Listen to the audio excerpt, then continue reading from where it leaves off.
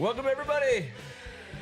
Welcome to Tuesday night on a Monday. We appreciate you guys hanging out with us on quite an amazing victory celebration. Yet another one. Didn't expect this one to come the way it did, but man, was it great. Welcome, everybody. I'm Ken Meringolo. He's Kevin Ricca. Oh, I'm so excited. I can't be more excited. Merry Christmas to the Burgundy and Gold Nation. Welcome, Ken Harris, Greg Martin, Rhett, Robert Cohen, EO, AGH. We'll get all the people on the board here mentioned here ASAP. Appreciate you guys hanging out with us on usually a Tuesday, but this time a Monday. Did you see anything good yesterday? I saw a whole lot of terrible shit to kickstart my 1 p.m. Sunday Eastern Standard Time. Everything we said we shouldn't do happened in the first exact few drives. Cannot come out of the gates and go, I'm sorry, 4 and out. Turnover, punt, whatever the shit we did. 3 of the first 4, just like last time, whatever. Yeah. But as the day progressed, it got better, Ken. It got so much better. Because it was real bad. It was the most grueling, emotional, I don't know about you guys, but the most emotional 3 hours and 20 minutes of the season for me. No doubt. It was nuts. It was nuts. I mean, I was resigned to the outcome early on. There was only one possible ending to that game based on, he's saying the volume's too low. Let's crank up a little volume for these guys. Yeah, crank What's it up, up. NES? Let's see. Let's get this all the way up to 90. Let's see if that does anything for you. Does that do anything for you? Let's see here. Okay. All right. NES, let us know if you're getting just a little bit better audio from us. We'll see what we can't do. It was hard to watch and think that we had a chance to win early on. Interestingly, Jalen Hurts gets told to leave, which I didn't see right away, but he was woozy. It was clear. He was trying to talk his way back into the game. His head hit the turf a little bit. I think they're protecting their investment. That 2 seed is locked up a little bit, sort of, kind of, maybe. He probably, I'm sure, would have played in a different situation. But when he got up 4 weeks from now, that badass is playing. Yeah. And it's fine. But you know what? He didn't play. He didn't play anymore. He stopped playing, and the narrative has been. And we're gonna be all over the place, but I like starting here because I've been to a lot of Philadelphia, Washington games at that stadium a lot, right? Like 20, 25 over the last 30 years. And there's always a lot of Philly people there. You're just never going to get away from that. And I've seen us win there. I've seen us lose there. And the Philly fans are tough to be around, and they're tough to they're just tough. They're just tough to love. They're super tough to love. It's a grind. It is so They hard. make it a grind. Mm-hmm. So I always remember I was taught this, but sitting in the stands, you battle all day long. You're yelling at people. I mean, we're fans. I'm not playing in the game. Whatever. I'm not fighting anyone ever in a stadium. At the end of the game, on days when we lost, which there were plenty of, hey, good game. Best of luck to you the rest of the way. Whatever. I mean, he's not playing in the game either. And then when we won, I always like to say, thanks for coming.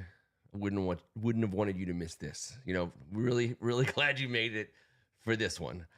And that's how I felt all like that immediate feeling of all those, kind of hatery, kind of you just beat Kenny Pickett BS, all the way to, Don't care. Do you know what quarterbacks you sons of bitches beat for the last 20 seasons? Yeah, exactly. I don't care. The parade of those names all day. Congratulations for beating John Beck, for, Dwayne Haskins. Stop making excuses for us being relevant in December in the NFL because you don't like it. Because you just got your quarterback beaten up by us. Yep. You got your receivers beaten up by us. Y'all got beaten up by us. And we turned it over 5 times, but chucked 5 into the end zone. And wow. 5 touchdowns is a lot. 5 and 2. Wow. That's like that's gunslinger territory, right? Because like the whole difference in the league, you can be a good quarterback and protect the ball, and you can be Kirk Cousins for 20 years and get 217 yards and 2 touchdowns a game. But in order to get 5 touchdowns in a game, Those guys throw a couple interceptions here and there. They don't. You don't need a Jameis Winston it, but you're gonna take risks. And let me say this, as a guy that never played anywhere near the level this guy plays at, it's an insatiable desire to make a play. When you see that guy coming across your body, he's coming this way and you're moving this way. There is no way to practice the just how to make that work. It's insatiable to think, and you can do it, and everyone does it, and your hips aren't turned, and you don't have enough on it, and you can't see it. It's a bad mistake. Yep. You can't do it. Also, he hasn't missed high. I think he's had 1 or 2 high misses this year that we got lucky on. That was a high miss to Luke over the middle. He was wide open, and he put a little mustard on it. He stepped on the gas pedal a tad bit. Missed high. You got to forgive him for that one. He's He's one of the most accurate throwers right this very second in the league, and he has you've taught people how to throw. I just love watching it. I'm not a good thrower, but I know like the basics. Like he kind of gets his head level. He's never looking like this. Whenever he's throwing, he's never doing this. As soon as he squares his shoulders, his head comes down, his eyes go down, and he's right at the head target. Still, and when he runs, his head is still. Watch him. It's crazy. It's like everything you do in life. If there's an eyeball right there on his shoulder, it is on the same. It is on the same plane as one of whichever the eye is dominant. Because with a guy like that, who knows the way he circumnavigates the field is bonkers. But he can take his lower half and put that in a bad position and readjust with his upper body because God gifted him tremendously. But fundamentally, Jalen Carter, fundamentally accurate. He is so exciting that he is ours because he's just getting warmed up. He is just the seasoning he's getting right now on a 10-5 squad only bodes well for everyone. It's a in sustainable the burgundy and goldness. It's a sustainable good because it's a high level play at quarterbacks. Right away we're getting and I'm it's like the kind of thing you're not even worried about future salary cap implications or what's gonna you're not care less. He's our guy. He's one of the best guys in the league. He very well could be better than he is right now. He's good enough to win games, not single-handedly, but he's good enough to put the team on his back. Hold up. Go ahead. Just saying this. 23 first downs to their 20, correct? Mm-hmm. 3 of those 23 first downs were by penalty. 13 by pass. 7 by rush. 4 of those rushes were Jaden Daniels. 1 on first down. 1 on a third to get it. 2 on fourth. 2 on fourth. There was only 3 of 23 first downs that he just only handed off. Yeah. And, B. Rob twice on short and nothing, and McNichols on short and nothing. So he actually, 9 rushes for 81 yards, like 10 for 24. That's 9 yards a spot. He put a ton of shit on his shoulders, is all I'm saying. It's not the whole entire shebang, but he's good enough. We've watched quarterbacks be good enough to win with. He's a rookie, but he's not just good enough to win with. He doesn't feel like it anymore, right? He's been a professional. Exactly. That's the whole deal with the guys that are coming in the league right now. Jaden Daniels has been a professional quarterback for a while. And we got him. But the thing about Jaden Daniels playing the way he is right now is we're 10-5. He's lighting up the box scores and the stat sheets, but it's not like he's not like a paper line. He's very everything that he's doing is so when you watch the talking heads break him down, all of them, and it's all about where his eyes are at the snap. It's all about composure. It's the fact that he's running a no-huddle offense, the fact that he's calling out the right protections, the fact that he's putting the ball in places, quite frankly, that most quarterbacks just simply aren't able to do. The drop in the bucket to Terry McLaurin on the back side. Two things on that. Terry McLaurin's route, and people have watched probably that play get broken down today a couple times. Terry was outside the numbers. He what they call it, stemmed down inside the numbers and then moved to the back. The ball was in the air. He was at the 25-yard line. The defender was 5 yards still in front of him, and the ball was in the air. And Terry was the first guy there by about 8 yards. Go try that with your nephews on one Tuesday or Wednesday. It is impossible. I'm sorry, but moving at that level of speed, mind you, the level of speed Terry moves at. You know how lucky we are to have 17 amongst us all. We can just that combination is so lethal. You can't be more class act. You can't be more football intelligent. And you can't be tougher than shit like the both of them are. That connection's so exciting, dude.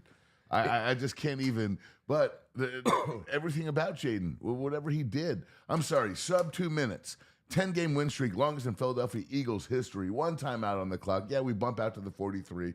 Great kickoff return by our boy Luke, who had a good day. All over. Yeah. A little 5-yard penalty tacked on. We're at the 43.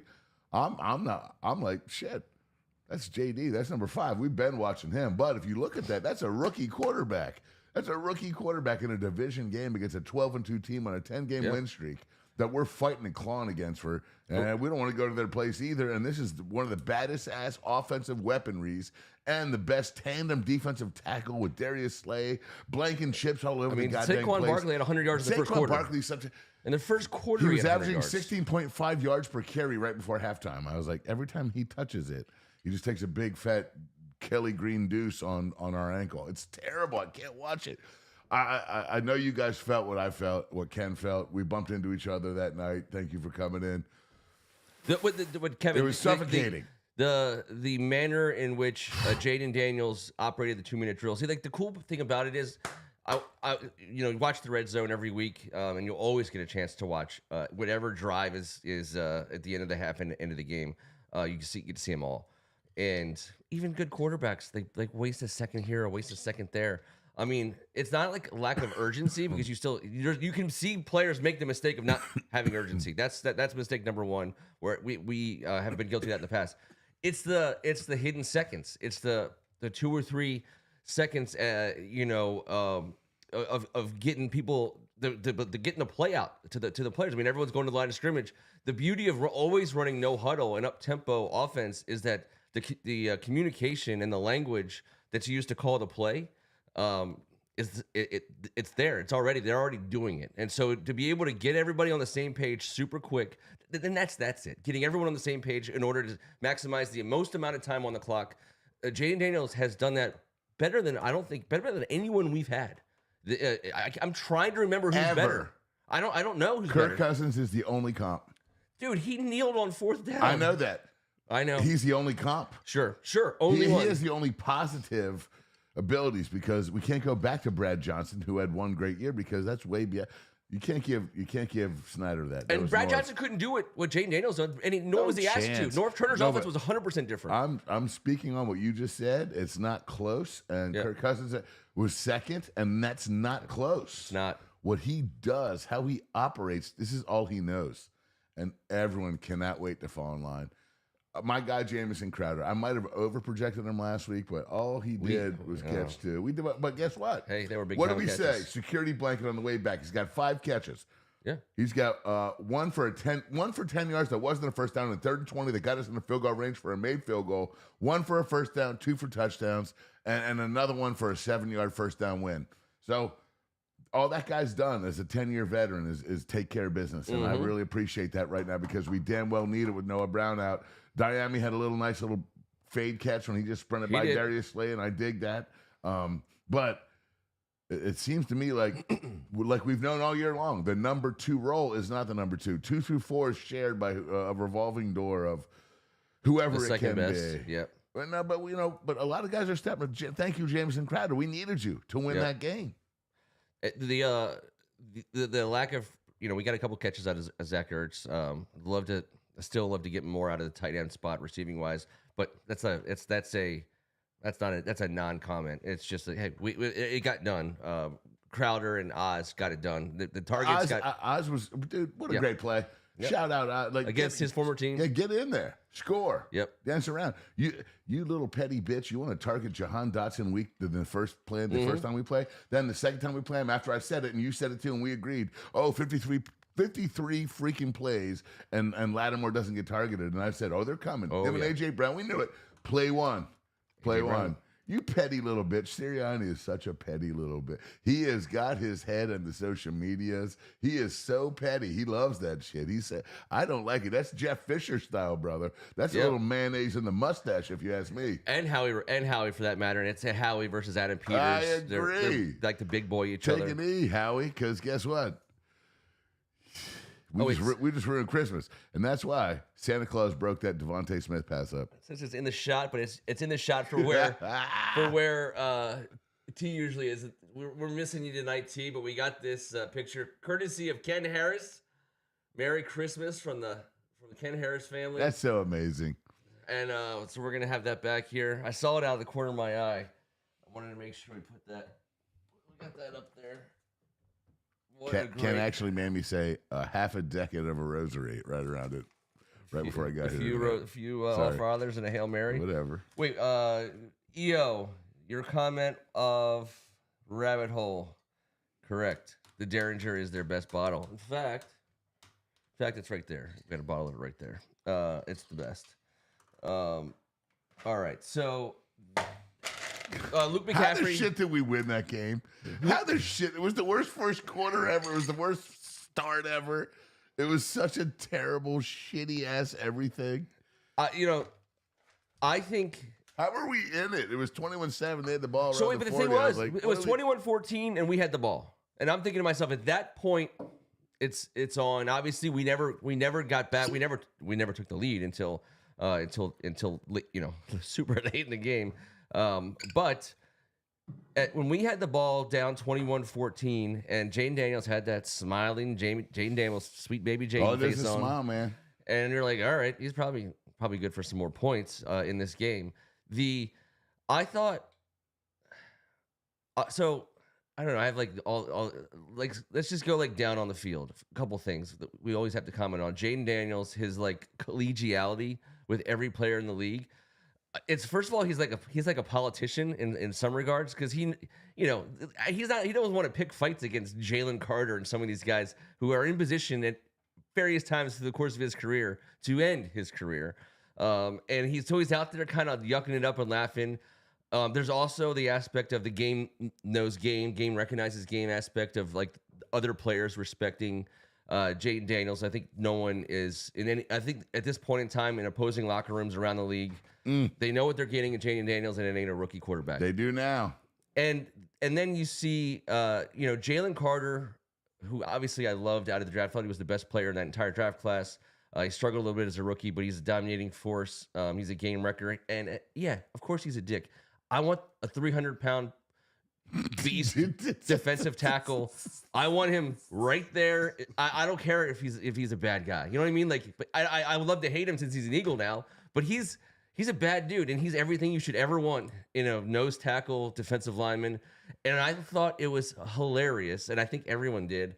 When Jane Daniels went to clock the ball, it was Brian Robinson, I think, had just gotten a first down or whatever. We just gotten a first down on 3rd and 1. We go to clock it, and Jalen Carter just like does like the reach under and tries to intercept the spike, which I laughed. And then he laughed and Jaden laughed, and everyone was super happy. Here's who wasn't laughing.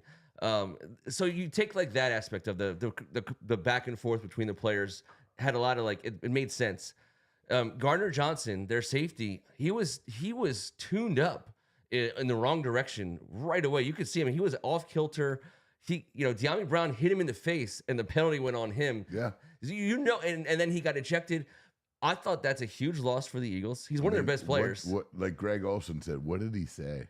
What did he say? He said something. What did he say? Greg Olson grew up in the 2 Live Crew era. What did he say? He said, I've never heard I've heard some crazy ass stuff. I've never heard anyone get like, what did he say? Ejected for saying something. Because the referee came up and he was like pointing in Gardner's face. So like De'Ami Brown punches him in the face, and the referee's like this, and he sees the whole thing, and the referee goes to Gardner Johnson, and I was like, wait, what? How does that? He had no helmet on. He was like, but he had that guilty look. And he thought he was getting the call, and then they're like, holy crap. So anyways, when he got ejected, that was as big of a deal for us as Jalen Hurts going out. I thought, we were in pass mode. We had to pass, and he's one of the best safeties in the league. And Darius Slay gets a little hiccup, and all of a sudden, but I don't give a shit. I'm saying like these little things. We're banged up front. Oh yeah. Jalen Carter was out there the whole time. Sweat got it on for them. That guy, 53, Bonds, whatever his name is it Zach Bond? He's a baller. Yeah. Their corners are decent. Well, he's no Jerzon Newton, who spent a majority of the afternoon in the backfield of the Kelly Green boys. This guy is really going to be something, man. He's about to turn. Picture when he comes in next year to camp without having to have 2 surgeries on both feet. And is not a rookie in 1 year. He's had everything stacked against him. He keeps on producing. This is a guy that's we don't talk about enough.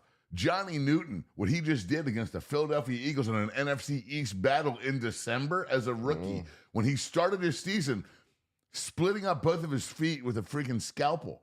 And they had to stagger the surgery. So he's never really. How do you get right as a rookie? Like, he's so good. All the excuses that all these guys get, and this dude comes out and plays like a son of a bitch against the freaking Eagles, who are damn good up front, dude. They're better than us up front. And we get Jonathan Allen. I believe he's back this week. Well, I haven't seen it officially. I just know that it's possible. And you know what? That's good news. I'm not saying it's earth-shattering, but that's damn good news. I love the idea. Because Johnny Newton might need a little rest every now and then. I know, but I love the idea of Johnny Newton, Payne, and Allen on the field at the same time. Me too. The 5-man front. I mean, we blitzed like hell in the second half. We got pressure constantly. Of course, tiny ass Kenny Pickett's hands. Everything against the run. Tiniest everything hands. Against those tiny little hands. We did a whole goddamn podcast on Kenny Pickett's tiny ass hands like years ago. Yep. That's all I could think about the whole. They were damn smaller game. than Matt Jones's hands. Jalen Hurts has monster mitts, like and tiny ass little Kenny Pickett's baby little sweet baby hands. And I think they changed the ball when he came in. They went to a K2. No, it was a Duke Jr. It was a Duke Jr. It looked like a K2, but it was a Duke Jr. from what I understand. I mean, he came in and threw a touchdown right away. I don't care what. He played like a good ass top line backup quarterback should, but he's still a backup quarterback. But I don't care about your excuses or any of your bullshit. He didn't play defense. We've thrown a backup quarterback at Philadelphia for a quarter century. Shove it up your Kelly Green non-Santa loving behinds, because that's why Devontae Smith dropped that. Santa doesn't forget. Santa Don't throw does not snowballs forget. at Santa. And as soon as Snyder gets put on a deviant list that has nothing to do with Burgundy and Gold or Washington, D.C., look at us. Look at us. It's pretty exciting to get that win. The manner in which it doesn't. I was gonna put up the standings, but it doesn't matter. It's easy. It's super easy. We went out. Yeah. We went out, and we very well may not have to play Philly in the first round. We need Green Bay to lose a game.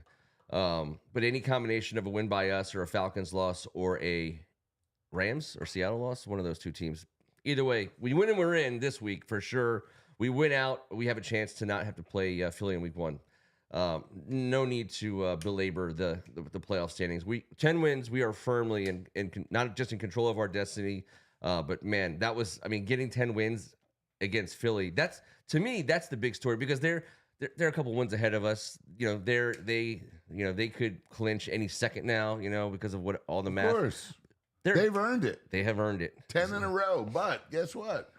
NFC East is the damn NFC East, and guess who's back, baby? 10 wins. It's us. We are back. We are a factor in this damn division for the next decade, however you want to slice it. And that's beautiful, because we haven't been in 2, except for a couple little, puff pieces written here and there in the Washington Post. But the bandwagon has been toppled, and now it's back up and running. And I'm telling you what, everyone was so happy this week.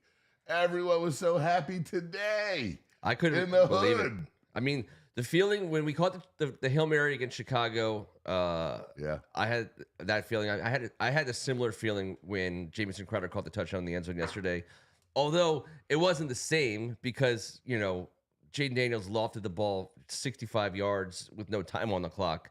He hit Jamison Crowder. And by the way, again on that play, so it's Zach Ertz kind of standing up just outside the hands down tight end spot, and Jamison Crowder on his left. Mm-hmm. Zach Ertz pushes out.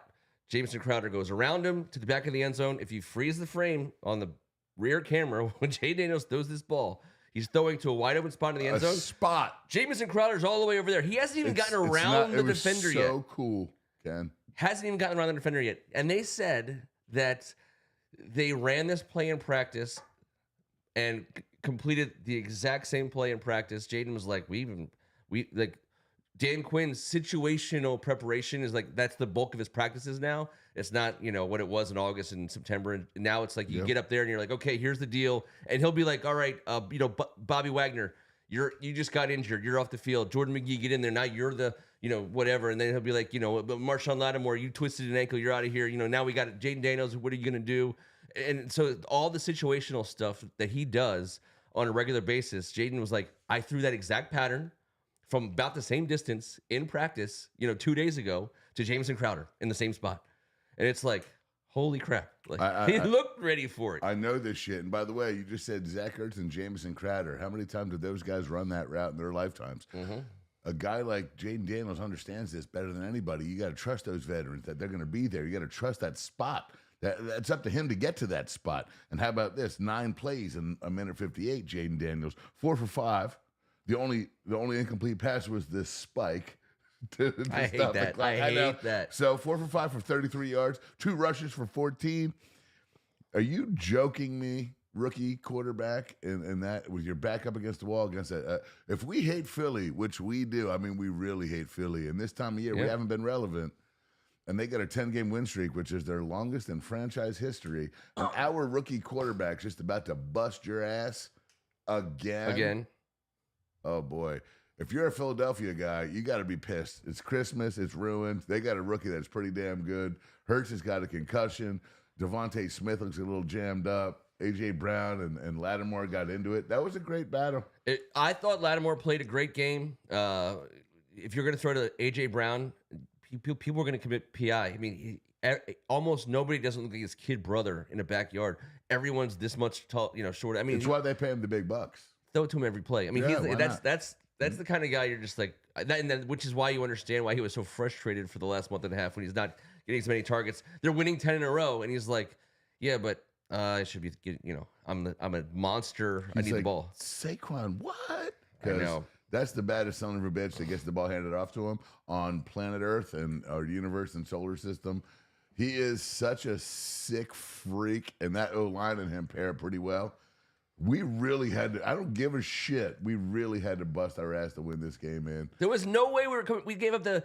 So he's got he's tied for the most touchdown runs over 60 yards, I believe, in one season, right, with Jim Brown and Adrian Peterson. You're not talking about 3 of the greatest athletes that have ever walked on planet Earth, and he just takes it to the house, dude. 99 of his first 109 yards. He was not touched. Still going. He's still going. But so that offensive line is damn good. It is. But when your multiplicity dwindles, I'm sorry. It's happened to us this year. No one feels sorry for us. No one feels sorry for us when it happens. There's no excuses. I don't give a shit. That's a great football team we just beat in this world that we live in now. Yep. That's a 12-2 badass squad. You're talking about top 5 team in the universe that we just took down. With grit and a rookie QB and just... I know. Dude, we were... I know we keep talking about it, but you have to belabor the point. I said belabor. You said it earlier.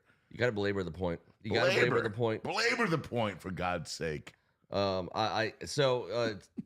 is talking about the 2 PIs on Lattimore were questionable. You know what? I think they were the quote unquote right call. I mean, there was a penalty committed. I just like I don't mind the physicality by Lattimore. Yeah. I think that they gave AJ Brown a little bit of the doubt, and quite frankly, he's earned it in his career. So that's the way it's going to go. I mean, look what happened when St. Juice lined up on him a couple times. I mean, they just got him the ball right away and it was over. I don't want to sound like a nerd real quick, but you just made my point, and I won't feel the need to belabor afterwards because we watched it together. We watched the highlights together, and if you guys watch Marshawn Lattimore's fluidity of his hips and how his hips and his shoulders are tied, he is defending the outside leverage and never has to turn back in. He does things physically that we've never had a cornerback since the 3 badass together. All those 3. Seriously, we haven't had a guy with this fluidity in his hip motion. Obviously. Shut the fuck until he got that new when you get your sight fixed. That's LASIK. The LASIK, he stunk. Anyways, watching him defend corner routes against this monster A.J. Brown and watching his hips and watch him read and watching what he does. There's no more Dion. No one's shutting down the whole half field. We say shut down the whole half field. That's in theory by a defensive coordinator. Yeah. That just means all right, we believe we'll win that matchup more than we lose it. Not that we're going to win it every single effing time. or have shitty pass interference calls. I believe one was shitty. I believe one was questionable. I believe one was legit. Yeah. And then the rest of the game was called for. But those big ones. And they didn't call offsides on Wiley on the touchdown play. Before they called offsides on the kickoff on whoever for the fourth. Yeah, I get it. Sydney on your mark, Johnson, whatever his name was. Get back. But by the way, that's the two things. Hold on, there was the so it was Sydney something or other, and but you were talking about what were you talking about? Shit, I was the offsides. Their guy Lane Johnson. To me, he really popularized the right tackle head start. And he has been getting away with it forever. I'm sure I know there's other guys who do it, but in my mind, Lane Johnson has been offsides a bajillion times and never been called for it. So trust me, this game did not. If this game came down to penalties, that they were the ones that were called on us. The Philadelphia Eagles did get hooked up, but the Sydney Johnson? I forget his name. Whatever his name is, the guy who was offsides on the kickoff. So the slow motion. The camera that's right on the line of these guys, and they're all lined up like an Olympic 100-yard dash. On your marks. And this guy, if I'm him, I'm getting that I don't know if you can frame a slow motion video somehow, because he gets off that line. I mean, it is beautiful. That's the difference. That's the difference between $3 million a year over 4 years. Yes. Those fractions of a millisecond. That power burst that some dudes just have, like Von Miller's power burst. Yeah. In that scenario. And now he's a Super Bowl MVP off that edge. Like Richard Dent. Same son of a bitch. Richard Dent. Yeah. Those two guys won the Super Bowl MVP because of that specific reason. I think that guy made. Lawrence Taylor was pretty good at it. He made money on an offsides penalty. He went offsides and he made himself an extra couple million. And Reggie White might be the best, and I like to say that now after we beat that ass this week. But Jerome Brown was pretty good. If you're talking about that pounce, Reggie. oh God, I just went from an offensive position with my hand in the dirt to a defensive position, and it's already too late. And now my quarterback's down, and I just lost my contract, and it happened. Chris Berman's doing the fastest 3 minutes. First game they're covering is, of course, Skins, Eagles. The pass to Oz, where the flag was on the field as he danced 20 yards to the end zone. I can't when I can't celebrate properly. I'm waiting for everyone to get excited, of course. And there's the touchdown that wins it all. The play was the touchdown to Oz. It was so weird because looked so easy, because you got the ball to Oz. There's a flag on the field. We didn't have any visibility on the other flags that were on the field, and God, I was so like I was like we can't celebrate yet. I know, but the delayed celebration was ferocious. Even better. And you know what? It's like tantric celebration. Aside from our shitty start, we got Greg Olson. I'm sorry, man. Everyone's been giving me a ton of shit about giving people shit, calling games. I dig it all. I'm fine with it. Greg Olson's great. Greg Olson made it so cool. He is so good at this. He's really good. I really wish we could get him every week. And he got demoted. At this level, I know, but we might get so we could be in the 1-2. We could get a lot of Greg Olson moving forward. I love it. I embrace it. He called this game. You got to love it. Right? He called this game. I think that they are going to figure that out because he lost his job to Tom Brady, I believe. I think they gifted Tom Brady the head spot. That's a mistake. The scuttlebutt rumor, this is terribly sourced information, but we're in the basement. That the story was he was trying to get bought out from his TV contract, and he was trying to get bought out at the same level. He wanted the network to buy him out of his deal at the same amount of money that he bought in to the Raiders. So basically, he'd be like, I'm even Steven. I'm no longer calling games, which I don't think he enjoys doing. It doesn't sound like he does. And then just be an owner. He's gotten way better at it. He has, and he can do it. He can do it forever if you want. Obviously. We keep talking about this. Listen, him and Tony Romo understand offensive and defensive football better than anyone that's telling us anything. But the problem is that's not what they want from them. But certain people of us want that sickness, even more of it. More like less funny, more nerdy, but some people just want the pleasure. It's an entertainment business at the end of the day. Yeah. So they're trying to calm his nerdy ass down. Like, hey Tom, relax. tell everyone about like your Yes. gorgeous ex-wife and like Yes. Where'd you meet Giselle? Did you say you were married to the number one supermodel on the planet? we saw the talk picture about of your that. boxers, you weirdo Midwestern goof. And you know what clicked? Number Tom? one, the number what one clicked when you went to Orthong from them big ass freaking Woodward and Lothrop boxer shorts, candy stripers. He got handsome. But speaking of, there's the goat is coming to TV. I'm gonna give it 5 to 7 years. Sean McVay is going to be the best television announcer that we've ever seen. I've been watching him lately on doing interviews. He did that Thursday night football If you guys thing. get a weird email on the 26th about a GoFundMe account for Sean McVay from Ken Meringolo for bail. just get Listen, out. I didn't mean to be trespassing in their basement. Just happened. But you know, he's engaging. He's smart. He knows everything about everything. What else do you want? I'm just gonna look at you. No, So don't be like, don't so tell Kevin, me. Oh, he's a 32, 31, slim, 5'11", Levi, blues, acid wash. 168, just in his fighting form. He's going to be the greatest TV guy, and I can't wait for it. To be fair, you're not wrong, Ken. I just like to have my fun. I know. He's the grandson of NFL Royal. Not Royal. He's the grandson of NFL realness.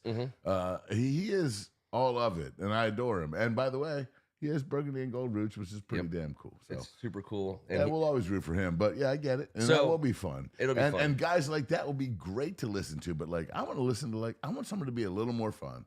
We got to have more fun. Greg Olson is just chill. He's like, he's done all of this. He understands all of it. He doesn't get too deep into the, all right, here's what's happening. And but I want some of it. You know, I think it's just like everything else. Just keep it all relative. Keep it all what it is. And don't just all go into the nerdy ass, because none of us can possibly understand the intricacies of an NFL offense in 1 3-hour broadcast. That's it. We got to get them out of 3-piece suits. Yeah, just hoodies. Announcers in 3-piece suits in 2024 is, but to me, the dumbest thing. Like, first of all, very few people dress up anymore at all. Yeah. I don't need the guy telling me with down and distance. I don't need him to have a kerchief here and a I get it. Windsor not here. Yeah, I don't like need that. Jay Wright, Mike Krzyzewski, Roy Yeah. Williams, college basketball. No one does it anymore. Yeah. Those guys were well revered, well respected, and there's almost a tip of the cap to them to not try and take it back to that level, to just kind of don't chill need out. You see everyone in the sweatsuits and the pants. Yeah, I love that route because that's all I ever want to wear anywhere at any time. And there's so many good leisure companies that could be sponsors of all the 5 gear. days a year, maximum, minimum. I'm a 5-day year suit guy. And I'll take the under. Fine. I mean, That's you know what what I'm I mean? saying. Like No, that's my maximum suit. a wedding or two, a funeral or two, God willing, it's not the black suit. Easter. I mean, I don't even wear it to be. God willing, it's not the black God suit. willing, it's not the black one. it. That's right. Don't be the black suit, man. Yep. Yeah. So we got to get these guys out of suit and ties. I don't understand. We're like, we got to move fashion forward on this one. Let's all get together on that. Do not comment on Greg Martin's last. Albert Jr. and Sanchez Sr.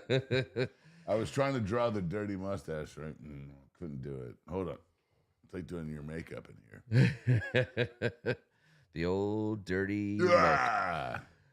We have a couple things planned for tonight. So we're Do about, we? Yeah, we do. We're All right, we're about a little over halfway through the show. We want to thank everyone for being with us. We don't do the like and subscribe thing. We're just happy to have you. Although we do like the subscribers. very happy. Where you know what are we? What are we these days? Let's see.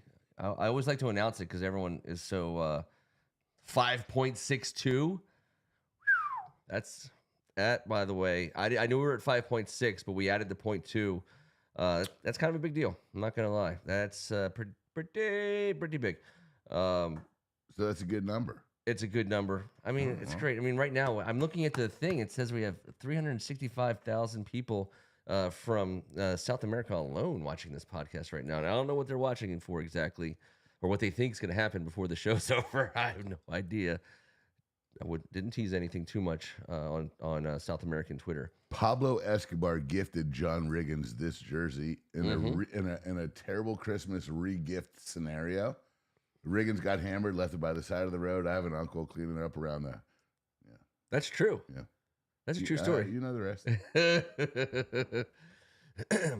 Oh, Narcos, such a great show. No. It is a great show. It's a great show. That's a great show. It's a great Kevin show. Canto is a great man. He is my Pablo Escobar. I've never worn a jersey in my life that wasn't like my own. Yeah. Ever. And I wore this tonight because I felt like the 80s.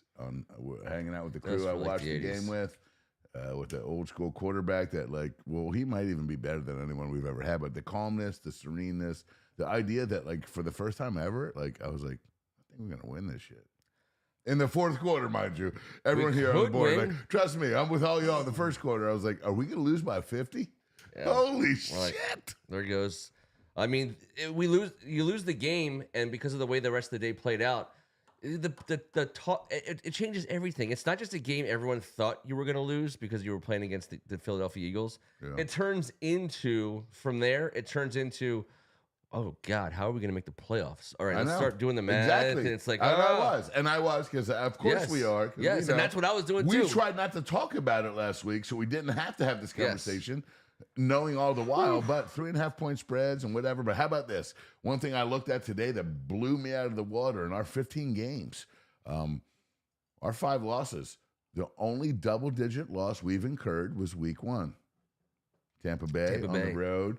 Badass squad, ready to rock and roll. 2 of the best offensive weapons with Baker, and he came out ready to play that day. Yep. And we, Jaden showed a little something, but that was just a weird day. That was his first day on the job. First day on the job. All 4 losses are single digit.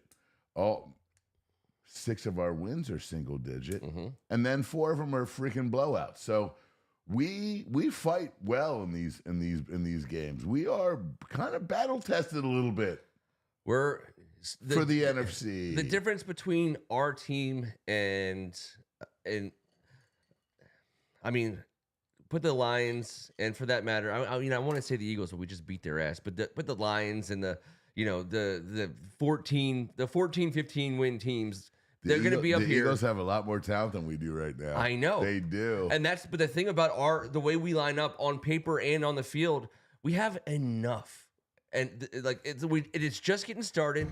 It's just getting started, and you look at it and you're like, they pieced these together. They went and got an old tight end. They picked up some Carolina leftovers. They did, got some guys that come up from Dallas. They drafted a rookie quarterback, and it's like, all right, typically it takes a little time to mesh together, and it kind of has, except we won 10 games on the way, and we have enough. So we don't go as deep on paper as some of these dynastic organizations right now, because they've been doing it at such a high level for way longer than us.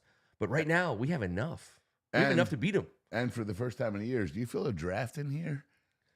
Ooh, it's going to get drafty. I do. Oh, yeah. No, because the guys on the field this weekend, St. Ristol's out there fighting his freaking ass off. He's so good. You don't hear his name when AJ. I thought he did a great job. Devontae was fine. And Nick Benegamy did great. He did. He's a stud, dude. He's a tough ass. That's why he's here. When Devontae Smith dropped that pass, we all know that was the game, correct? Correct. We all understand that was it. It was over. And he has, remember, the biggest hands, the best hands. He has the least drop percent. All of those things made me keep saying. Not a dropper. This is why you don't throw snowballs at Santa Claus. That's why you don't throw snowballs at Santa Claus. It's the most wonderful time of the year. That's what you get. That's what you sons of bitches. Get. Like that area of the world wasn't going to be put on the naughty list as a zone, in its own. Yes, Devontae's a really good dude who does a lot of great things for this world. It's not his fault. Just like but hold on, London Fletcher, a great dude, played during the Snyder regime. It's not his fault he came here as a great person that did great things for the world and had to deal with little tiny. Yeah. I think that the Devontae Smith thing that kills me is so they drafted a Slim Pickens and we drafted a Slim Pickens and their Slim Pickens is a baller and ours. Nah, but he always was going to be. He was. Because if you're going to be a Slim Pickens, and this is what I've learned this year amongst all of us. Be a receiver. Thank you guys for your patience with my ability to not claim, play offense. If you're going to be a Slim Pickens, my next nickname that I give Slim Pickens is going to be on the offensive side because, Yep. You can't be Slim Pickens. Can't be Slim Pickens on defense. Son of a bitch. I was so wrong. Such a huge difference. And it was so... Son of a bitch. So I'm so embarrassed by this. Kenny Pickens comes in. Kenny Pickens... He was so dynamic in college. I saw the future. But he was a first-round And he pick. was like, I'm not even hungry. And I was like, damn you, Slim Pickens. Sorry. It's upsetting. It's super upsetting. Why am I starving and you're so skinny? I am not skinny Not at you. all. I'm talking about Slim Pickens. He's so skinny. You're skinnier than me.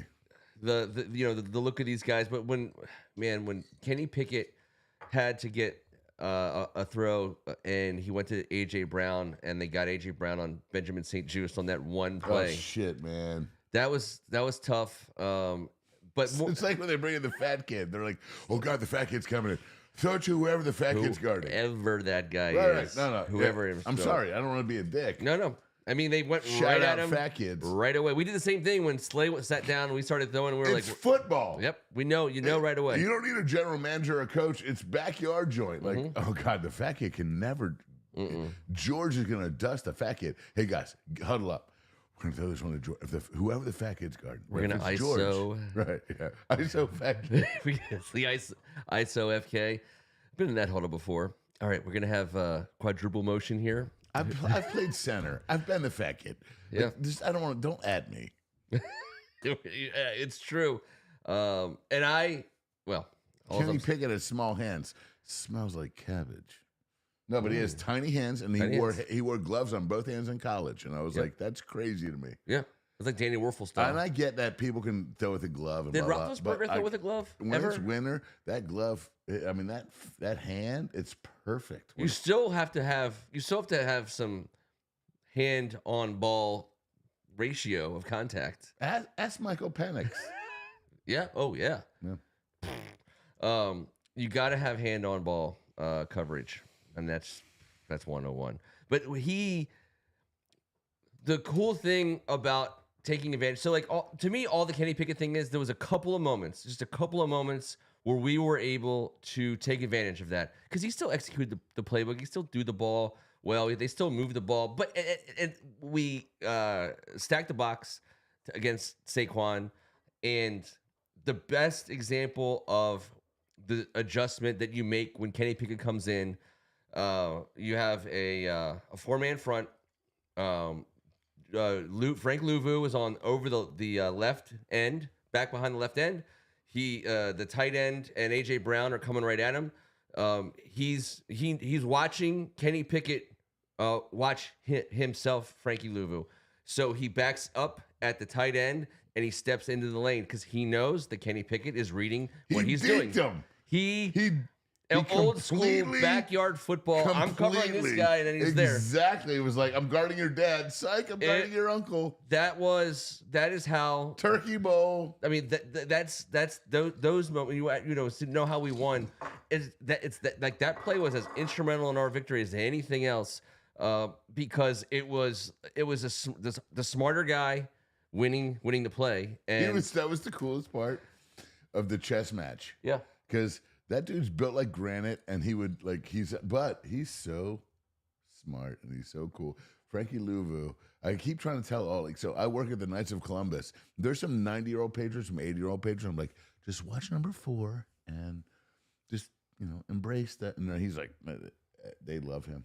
Oh, it's out. He's you know why? He's built out of granite.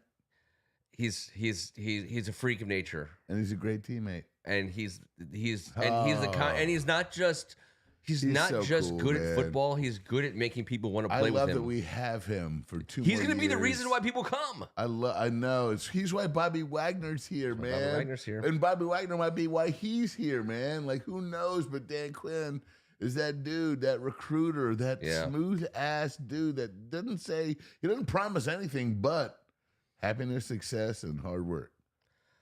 And Jaden Daniels might be somebody that people might want to take a visit day with. You're going from grade school into high school, and you're going to walk a shadow visit. They don't need to visit. Jaden Daniels is the shadow of the universe. Everyone's going to want to be here and play for this cool-ass cat. Protect this cool cat. Play D, rush the passer for this cool cat. catch balls from him, obviously, because his accuracy is bonkers and his work ethic. And dudes that have that same work ethic are going to gravitate towards him. Yep. We're not going to get the Hollywood Hendersons. We're not getting the freaking guys that are looking to fucking score once every game and bitch at the offensive coordinator. We're getting the dudes that want to play with Jaden Daniels. They want to be physical. They want to block. They want to do their job, and they're going to be on the field when awesomeness happens. This is who we are now, man. And the cool thing about that is, I was having a conversation with someone yesterday, which you were on the fringe of, but you wisely stayed out of it. But watching Jaden operate the way Jaden's been operating. Brett. No argument. Never argue with Brett. Never arguing. Never arguing. Brett is T's evil older brother who we love. Brother, yes. But like. He's and if he's not watching right now, it's his own fault because I get to basically misrepresent his entire his argument. Fingers are too fat to push the buttons to hit record or watch. He can only get like 4 letters at a time on his screen. They're so gigantic. Yeah, his kids teach him about TikTok. I feel like Brett feels like a villain here, but we love Brett, but the conversation was basically. We should bring his villainous big brother in February. For villainous brother night. It's bring your villainous big brother to work day on Tuesday.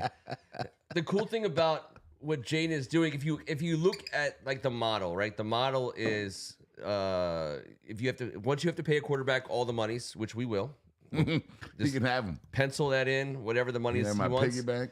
All of them, he gets them. If you're gonna have a guy like that, then typically you're not going to be able to have 2 or more $25+ million wide receivers. But what you get instead are guys that want to come play with an awesome quarterback. And that President Terry McLaurin. Yeah. We have Terry. I mean, Terry's going to be a guy for us for till he dies. Sign him this year. That's fine. No, we have to. I'm down with that. I know. He won't be a lame duck guy. He is worth the. He's the guy you pay. Hey, which Ohio State monster do you want to come in here and wake up at 2 a.m. and work out with Jay Daniels for 9 hours every morning with me every day for the next 10 years, so this whole DMV can have happiness at Christmas. And they're not going to have to get that guy in the first round or the second round. Maybe they do, but Adam Peters doesn't need first round, second round free passes. No, the cool thing about having the quarterback resolved, let's just say, if you have the quarterback resolved, you can get a whole lot done with Jamison Crowder's, Noah Brown's, De'Ami Brown's, and Luke McCaffrey's. Obviously, you got to have your Terry McLaurin's. But the beauty of that, and really what I'm getting at, the luxury of that fact of when you have the quarterback position resolved, and you can get professional wide receivers all around him doing their job, and then leave it to Jaden to get the ball in the right spot, and they do their job on the outside. To me, it opens the door for a splashy, 20+ carry target, running back that I think polishes his offense off. I love B-Rob. I love Scatterbo. There's a couple guys. There's a couple running backs in this draft where and again, this isn't me saying we need to draft a running back in the first round or the second. I'm not saying that. All I am saying is if a guy is available, let's say the worst we pick. I think the worst we can pick right now is like 18-ish, roughly speaking. If we get bounced right out of the playoffs. In the middle of the first round, if there's a running back that Adam Peters is like, shit, I could hand this ball off to him 18 times a game and I could throw it to him 7 times a game as a rookie. I mean, I'm talking like Jahmyr Gibbs style player. I know. Which there are those guys out there every once in a while. I mean, they are. I just don't believe this year. That's fine. And then when we won't beat this year. John T. from Boise State, I do believe. He could be that guy. But I don't think he'll be there at 18.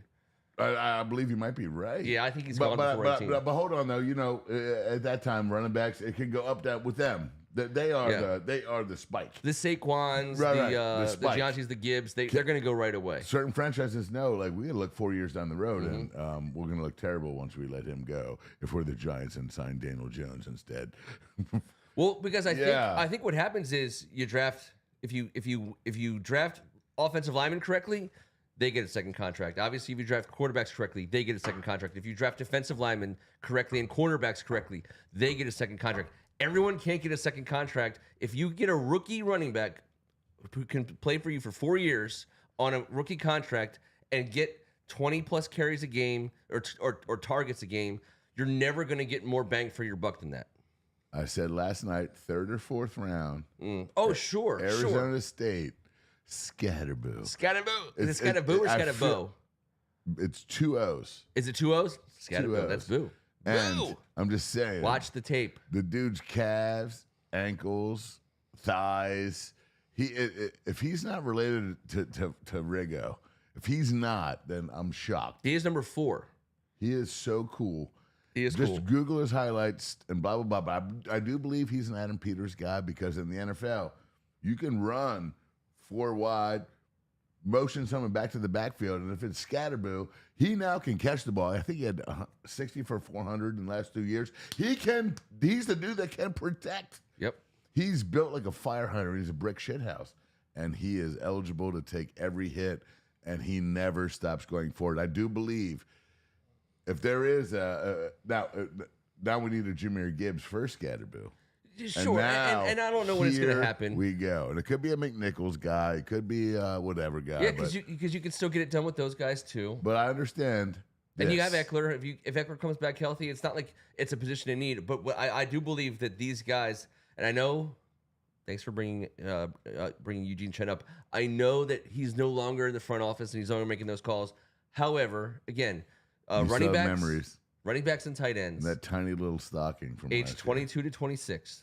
If you have a dominant tight end or a dominant running back between 22 and 26 years old on a rookie contract, that's the only thing better than that is a quarterback on a rookie contract. And I understand that immensely. Yeah. If you can pair up a rookie quarterback with a rookie running back or rookie wide receiver, yes, but also a rookie left tackle or a rookie speed rusher. So just pick your poison, pick your game plan. Yeah, and we're so far away. The cool thing about it is Adam Peters comes from an organization where we are watching in real time them come up with crazy amounts of money to and we sign. know what the game plan is. But I'm saying they've found the way to get all the good players on their team and they're all getting paid. I mean, it's an all-star roster. Their roster. I mean, it sucks for them that they're out of the playoffs. You fight the injury bug. Fight the injury bug, right. But. We have so many moves. I mean, it's like we're the opposite. We haven't started. We're the opposite of salary cap hell. We're like a salary cap. We haven't started. We haven't made our first move. It's like the never-ending story at the beginning. It's like the Lattimore nothing. might be our first move. Jaden Daniels might be our first move. But I'm talking about right now. Now, what our first move is after first draft season. Right now, to me, is our first move. Well, and also not just that. Our first moves were getting rid of every single person that came in the Rivera.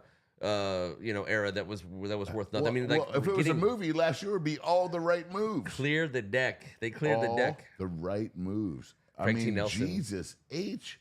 Craig T. Nelson got a bad rap in that movie, by the way. Johnny Newton was in the backfield against the freaking Eagles, like the Eagles, but in the backfield against Mark Sanchez. That's all I'm saying. All right. Shout out Mark Sanchez's backfield. I'm going to argue with Greg Martin just for 1 second. Go ahead, have fun. I disagree with you, sir. Okay, end of argument. No, I'm just kidding. I just not in round one. I understand that you don't want running backs in the draft. I know that whole philosophy. All I'm saying is this is a counter to that philosophy. If everyone else is doing this one thing, I think these guys think go ahead and reach. Again, I think it's specific to those two positions, tight end and running back. If you get a guy that you like, the thing is, I didn't have any faith in the quote unquote guy we liked because the guy we liked was being liked by Bruce Allen and Vinny Serrato. But with Adam Peters, I promise you, whatever name he puts on the card and hands in, I'm going to think to myself, oh, that guy's probably pretty freaking good. Well, right? Whoever it is. Look what he just did. I know. Look what's going on. If he puts a running back's name on a first or second round pick, I'm telling you right now that it's cheat code time for Jaden Daniels. Because Jaden Daniels is going to be able to throw the ball to receivers almost anonymously. Like it's like glory hole receiving. Is that the right word? I hope not, because right I would word. like to never have a hashtag attached to my bio that said hashtag glory hole receiving, because I feel like that's going to be not good at Christmas. Listen. I feel like I'm going to get hacked. You're probably getting hacked. I can't take all the credit. Greg, line us up for the holiday movie draft. We're going to knock that out, and then we're going to do our 7-rounder. Do we have a turn? What do you guys want to do? He told me I have to pick someone from the board. Somebody from the board volunteer to be our third drafter. Whoever does it first. You have 3 words. 3 words? I'm just saying, say 3 words and we'll pick. If there's a competition, that should be the tiebreaker. A 3-word competition. They have to submit a 3-word first volunteer sample? sucks because it's whoever's first. Oh, God. Remember in the old days, back in like the beginning of the internet? I didn't know you had an LLC, Glory Hole Receiving. Well, it's a barbecue company, and it's mail order and female order also. It's all the same. We don't. And you specialize in packaging salsas, from what I understand. It's the finest packaged pork in the entire country. All right, Christmas movie turning. 2 out of 3 votes moves on. If host hasn't seen the movie, vote goes to first person that replies on the board. I like board activity. It's a good rule. Got to have the board activity. It's a good rule. All right. We're moving forward. I love it. Manner of Speaking says Glory Hole Receiving is trademarked. Did you say manner hole? I said Manner Hole of Speaking. Oh It's just God. Manner of Speaking, not Manner Hole of Speaking. Thank God. What's our first one, Greg? Bring it on. Bring it on. Oh my gosh, we just picked up 3 million people in Eastern Europe, and I have no idea why. We're not covering any. Do you know something I don't know? Yes, you just hashtagged Glory Hole Receiving. freak off sidebar. It does place. it every time. Every time. It's like the internet knows. The internet algorithms. That shit. All right, classic category. This is so this is a one or the other. 2 out of 3. I get you. Miracle on 34th Street versus A Christmas Carol. Does it matter which Christmas Carol? It should. It doesn't matter which Miracle on 34th Street. It should. Especially if you're using the word classic. Now there's 2 classic Christmas carols, right? There's George C. Scott. I think that's like the one everyone. I'm going to go ahead and say this is your field of expertise. I've only seen A Christmas Carol. I've never seen Miracle on 34th Street. How about that? What? I know. I apologize for my honesty. Okay. Well, the Miracle on 34th Street from the 50s or 40s or whatever it was. I've seen snippets. It's absolute George, banger. I get it. I get it. I'm not a Dickens guy. Originals. Dude. OGs. Originals. The original Christmas Carol was like made in like the 1910s. Sure. Anyways, I'm going with Miracle on 34th Street. Then, if we're talking about originals, A Christmas Carol was Charles Dickens. That's from the 1600s. Christmas Carol Whatever here. it was. Miracle on 34th Street here. That's all I saw. I'm Miracle on 34th Street. Natalie Wood's first movie. She was a little girl. Okay. Dreaming. Miracle on 34th Street wins thanks to Robert Cohen. Natalie Woods. Well done, Robert Cohen. Well done. Always, I think that was always one of my all-time favorites as a kid. First Technical. I don't know what that means, NES. What are you talking about? Bring your Mustangness to the forefront on that comment. Or your moustache. Or your moustache. All right. So, round 2. What do we got? It's a Wonderful Life versus White Christmas. This is a no-brainer for me. My number 1 movie of the entire season is on that screen right now. And It's a Wonderful Life. It's White Christmas. I side with Ken. I don't want any troubles out there. Bing Crosby, Danny Kaye, the Sisters Act. I mean, it had it all. The military aspect, a little World War II in there. I mean, Vermont. I love Vermont. It had everything. It had it all. Dude, I'm gonna get you a little circle green and white VT sticker. And Yes. but you're gonna have to buy a Subaru so I can slap it on there. You can drive it around Kensington and put a right blinker on and never ever actually make it right. A perma blinker. We call that a perma blinker. We're getting that perma blinker going.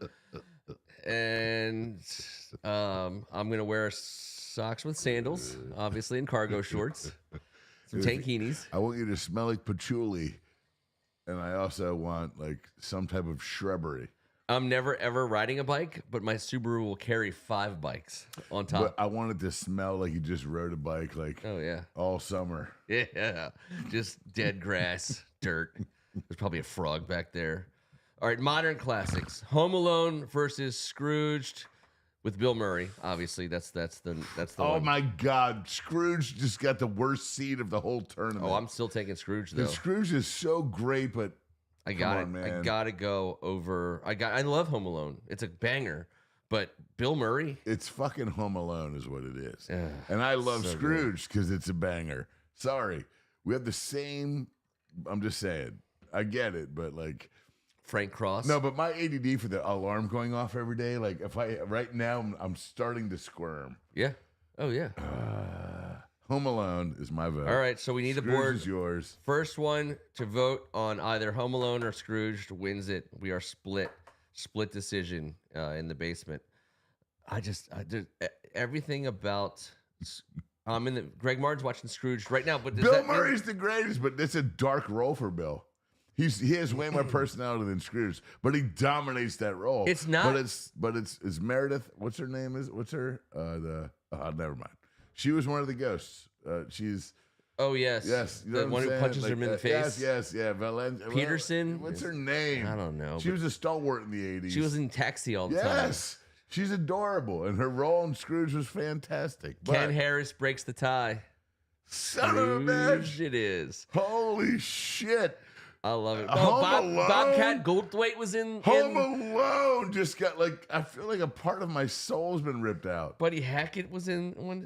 Who else was in Scrooge? You got all kinds of Scrooge Scrooge is situations. freaking great. Do not get me wrong. But that this was- was like honestly, I mean, it was it's- like VCU versus Kentucky. This is a Yeah. shitty one, man. It's- Richmond, Kentucky. It's a Christmas also. Carol. We already didn't vote for a Christmas Carol. This to me is the best Christmas Carol of all of them. It's Buck now Duke 215. CJ, whatchamacallit? I James- watched little, it. I've George seen it. Mason. Yeah. Um, Larinaga. Larinaga. Listen, I'll tell you one thing. Home Alone just got Larinaga. did they beat? Georgetown? Who'd they beat? Who? Larинaga's George Oh, Mason team. they were like the Patriots Carolina squad. or Kansas or something like In that. the Final Four, I believe it was North Carolina. Yeah. Was it Montrose? No, Eric? it was after that. It might have been what's early his face? 2000. It was Carolina. George Mason beat Carolina, I believe. Who was the like the totally you know, frantic power forward guy they had that made the NBA put No, for Indiana? he was in Operation Desert Tyler Storm or something or other? No, he was like 27 years old. He was a freedom fighter, sir.